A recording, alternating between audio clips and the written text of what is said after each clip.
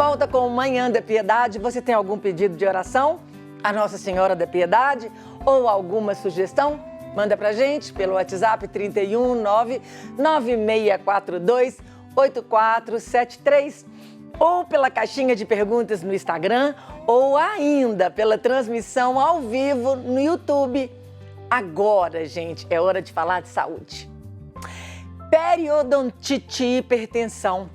Qual a relação entre as duas? A hipertensão está relacionada ao coração, mas o que poucas pessoas sabem é que uma das formas de combater o problema é mantendo a saúde bucal em dia. E para falar melhor sobre esse assunto, eu converso agora com o cirurgião dentista, Dr. André Luiz Pataro, doutor e mestre em odontologia e especialista em periodontia. Bom dia, doutor. Seja bem-vindo à Manhã da Piedade. Bom dia, Moninha. Bom dia, telespectador. Muito bom estar com vocês aqui novamente, Moninha. Muito bom mesmo, doutor. Uma alegria tê-lo conosco. Obrigado. E como e por que a periodontite se relaciona com a hipertensão? Pois é, essa é uma dúvida, né, que muitas pessoas têm. Na realidade, poucas pessoas sabem, né, que o nosso corpo, na realidade, ele é todo interligado. Antigamente, há séculos atrás, com as teorias reducionistas, com as teorias de Newton, foi dividido o corpo em partes. E a medicina, a odontologia, toda foi tratando as especialidades, até em subespecialidades. Mas o nosso corpo ele é todo interligado. E isso a gente já sabe já há décadas, né? Vários estudos de epidemiologia, a ciência já vem provando isso para a gente. E as condições bucais, realmente a periodontite, né? Falando um pouquinho o que é periodontite, são as inflamações da gengiva quando envolve nível ósseo. As doenças gengivais, basicamente, são a gengivite e periodontite. Gengivite é quando é aquela inflamação na gengiva apenas. E periodontite, quando ela evolui para o nível ósseo. E a gente sabe já desde 2009, até antes disso, um dos grandes marcos foi em 2009, quando saiu um consenso de editores da revista, de uma importante revista de periodontia dos Estados Unidos, da Academia Americana de Periodontia, junto com a Academia Americana de Cardiologia. Foi um consenso de editores fazendo uma publicação em ambas as revistas, falando que quem tem periodontite, problema de gengiva, deveria procurar um cardiologista. E quem tem problema de arteriosclerose deveria procurar um periodontista, um dentista especialista em gengiva. Isso porque, Moninha e telespectador, foram associados problemas, bactérias periodontais foram achadas em placas arterioscleróticas. Subprodutos bacterianos também achados em placas arterioscleróticas. Então, existe uma associação direta entre periodontite e cardiopatias como arteriosclerose que levam à hipertensão. Então, na realidade, essa inflamação de baixo grau que a periodontite gera nas pessoas, ela interfere em outras partes do corpo, que vai desde diabetes, arteriosclerose, obesidade, que foi inclusive minha tese de doutorado, artrite reumatoide, doenças pulmonares, interfere em todo o corpo. Então, basicamente, essa aí é a plausibilidade biológica da correlação entre essas duas doenças, Moninha. Ô, doutor André, o corpo humano é uma coisa maravilhosa, né? É tão interessante ver tudo interligado, né? Um problema de gengiva como altera o problema no coração e vice-versa. E aí, doutor, já avisar para as pessoas, né? A gengiva sangrar não é uma coisa normal, né? Passar fio dental, sangrou, isso já é um sinal, né? Pois é, Moninha, essa é uma questão extremamente importante, excelente consideração que você fez. Porque as pessoas acham que o fio dental, ao passar o fio dental, é normal sangrar. Eu pergunto, qual parte do seu corpo que sangra? Se você tiver uma unha sangrando, um arranhão sangrando, você vai procurar tratar disso. Na realidade, é um consenso, né? As pessoas têm isso por falta de orientação, por falta de conhecimento, por falta de instrução. As coisas vêm mudando, mas ainda acontece isso mesmo. E o nosso cérebro, eu falo que ele nos engana, porque quando a gente passa fio dental e sangra, o que o cérebro fala para a gente? Para de passar fio dental, olha a minha gengiva. Para de fazer sangrar a minha gengiva. Na realidade, é o contrário, sabe, Moninha? Se está sangrando, é porque está inflamado. Se está inflamado, é porque acumulou placa ou tártaro. E se acumulou placa ou tártaro, é porque a higienização não foi feita corretamente e gerou esse acúmulo. Então, o procedimento é o contrário. Se nós estamos percebendo que está tendo sangramento, temos que insistir no fio dental 2, 3 dias. Com isso, a gente desestabiliza o que a gente chama de placa, o biofilme bacteriano, a gente quebra aquele processo de inflamação e, com isso, o organismo dá conta, ele vai dar conta de entrar em homeostase, que é o equilíbrio, né? Em alguns casos, Moninha, mesmo insistindo 2, 3 dias, não resolve. Por que não resolve? Porque já formou, a placa transformou-se em tártaro, ela calcificou em tártaro, que é aquela espetinho, aquela crosta que fica no dente. Isso é como se fosse um espinho no dedo. Enquanto você não remove, não resolve. E nesses casos, se não resolver com 2, 3 dias de fio dental passado com mais vigor, a pessoa, obviamente, tem que procurar um profissional, um dentista, para ajudá-la nesse processo. Isso é importante demais, doutor André. Eu, como mãe, quando educo os meninos, eu até falo com eles assim, passa fio dental, cheira o fio dental, não pode ficar com mau cheiro o fio dental, não é, doutor? Isso é uma higiene mal feita e a gente acaba acostumando com isso, não é? Exatamente, costume, né? Costume. Antigamente, sei lá quantas décadas atrás, as pessoas não tomavam banho todo dia, né? Eu falo que não passar fio dental é a mesma coisa de não tomar banho todo dia. Uma parte do dente não fica sem limpar, sabe, Moninha? Porque assim, olha, a escova, imagina um dente. O dente tem 5 lados. A escova limpa o da frente, o de cima e o de trás. Entre um lado e outro, quando o dente está um junto ao outro, adjacente ao outro, a escova até limpa um pouquinho, mas ali perto da gengiva, só o fio dental que limpa. A cultura popular acha que o fio dental é só para tirar aquele pedacinho de couve de carne do dente. Mas, na realidade, é para limpar o que a escova não limpa.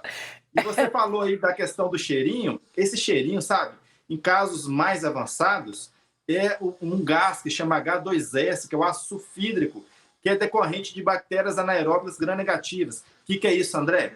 Traduzindo, né? É quando a doença periodontal ela vai ficando cada vez mais complexa, mais grave, e vai mudando o tipo de bactéria para bactéria mais agressiva, bactéria que gera mais dano, que destrói mais tecido ósseo. Popularmente, as pessoas conhecem isso como perda óssea. Ah, o meu vizinho, fulano de tal, está com perda óssea, que nada mais é uma destruição dos tecidos de suporte do dente. E essa contaminação, essa infecção, essa inflamação, gera uma ulceração por dentro da gengiva, que muitas vezes a pessoa não vê. Então, às vezes, olha a gengiva, não consegue ver algum tipo de infecção, mas dentro dela, o contato dela com o dente está todo ulcerado. A literatura científica fala, pessoas com periodontite avançada e generalizada, é como se a palma da mão tivesse uma moedinha de R$1 toda ulcerada. Só que isso fica para dentro da gengiva. A pessoa fica engolindo isso fica entrando na circulação sanguínea. E é por isso essas bactérias que entram na circulação sanguínea que vão levar a doenças, por exemplo, como a arteriosclerose, levando a hipertensão, Moninha. Claríssimo, maravilhosa a sua explicação.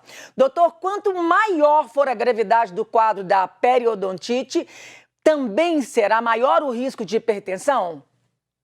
Sim, com certeza, né? É uma relação bidirecional e tem a ver com a gravidade também, né? Quanto mais bactéria na boca, maior será a chance de bactérias infiltrarem na corrente sanguínea, maior serão os subprodutos bacterianos que irão para a corrente sanguínea, e isso vai gerando uma inflamação sistêmica de baixo grau, predispondo a pessoa a infecções crônicas também, como a arteriosclerose. Então, há sim uma relação direta.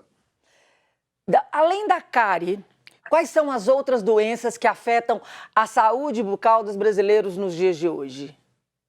Então, basicamente, nós temos 2 grandes doenças para a boca, né? Sem falar de doença da mucosa, câncer bucal, doenças fúngicas, doenças de Candida albicans, enfim, as 2 maiores são cárie e doenças periodontais. As doenças periodontais, elas acometem até 50% da população mundial. É muita coisa. E desses 50%, 11,2% evoluem para as formas graves da doença, que faz as pessoas perderem dentes mesmo, e às vezes precocemente, jovens. Olha, Moninha, é uma questão de educação, sabe? Toda semana, aqui no consultório, impreterivelmente, nós fazemos um diagnóstico precoce em adultos jovens. Fica aí um recado para as mães, para as avós e para aquelas pessoas que estão entre aí 20 e 30 anos. O que eu faço de observação pessoal, nunca vi isso ainda em literatura científica, apesar de ter procurado, nós estamos passando por um momento que as mães, a geração de 60 anos, 50 anos, às vezes tiveram tantos problemas de dente, foram tantas vezes os dentistas, problemas restauradores, às vezes porque não tinha acesso aos recursos de higienização correto, porque não tinha instrução, não tinha aquela campanha preventiva, a odontopediatria ainda não funcionava como funciona hoje. Aí as mães falaram assim, olha, meu filho não vai passar pelo que eu passei, e vou levá-lo ao dentista e não vai ter nenhuma cárie. Isso a gente vê demais, 25 anos, 30 anos, 22 anos, os adultos jovens praticamente sem cáries, quando eles passaram por essa prevenção, quando foram no odontopediatra, a importância da odontopediatria. Entretanto, eu observo um efeito colateral, entre aspas, né, que é o quê? A pessoa acha que ela é imune, por ela nunca ter tido problemas graves como cárie, ou restaurações, ou perder algum dente por causa de cárie, ela acha que é imune a problemas bucais, sabe, Moninha? Mas acontece uma coisa com o corpo humano. Quando nós estamos na fase de infância, adolescência, a gente tem um risco maior para a doença de cárie. Entretanto, quando a gente vai para a fase adulta, esse risco de cárie diminui e aumenta o risco para problemas de gengiva, como a gengivite e a periodontite. Então, essa pessoa, esse adulto jovem que nunca passou por problema, ele acha que é imune e às vezes não escova o dente direito ou só escova rapidinho, e as pastas de hoje elas dão muito frescor, né? As bocas, rapidamente a gente acha que o dente está limpo, mas é só um frescor. Se não houver um processo, uma forma, uma metodologia de escovação de dente, certamente uma área ou outra vai ficar sem higienizar corretamente, e principalmente o uso do fio dental. Com isso, nós temos detectado, toda semana a gente faz um diagnóstico precoce de um adulto jovem, entre os 20 e 30 anos, começando a desenvolver problema de gengiva. Então fica o alerta aí para as mães, para as avós, para os pais, para alertarem os seus filhos, para quem também está assistindo esse programa entre 25 e 30 anos, fique atento, passe fio dental, que não é só para remover resíduo de alimento, pessoal. Doutor André, para a gente terminar, com qual frequência que a gente deve ir ao dentista? Essa outra excelente pergunta. Olha, depende muito do que cada pessoa apresenta. O que a gente fala é o seguinte, é importante conhecer, individualizar cada tratamento. O tempo médio, vamos falar, o tempo médio são 6 meses. Tem pessoas que podem até um pouco mais, mas tem pessoas que têm que vir antes mesmo. Se alguém tem um risco maior de cárie, se alguém tem um risco maior de problema de gengiva, se tem outros fatores envolvendo, fatores secundários envolvendo esse risco, aumentando esse risco, é claro que seria bom fazer uma prevenção com tempo menor, com intervalo menor. Com isso, a grande ideia, a grande sacada é não deixar problemas iniciais, problemas que são leves, transformarem-se em problemas complexos. Isso a gente consegue a partir de um diagnóstico profissional, de uma frequência correta, que pode ser alterada para mais ou para menos, de acordo com cada pessoa. Isso é um tratamento personalizado.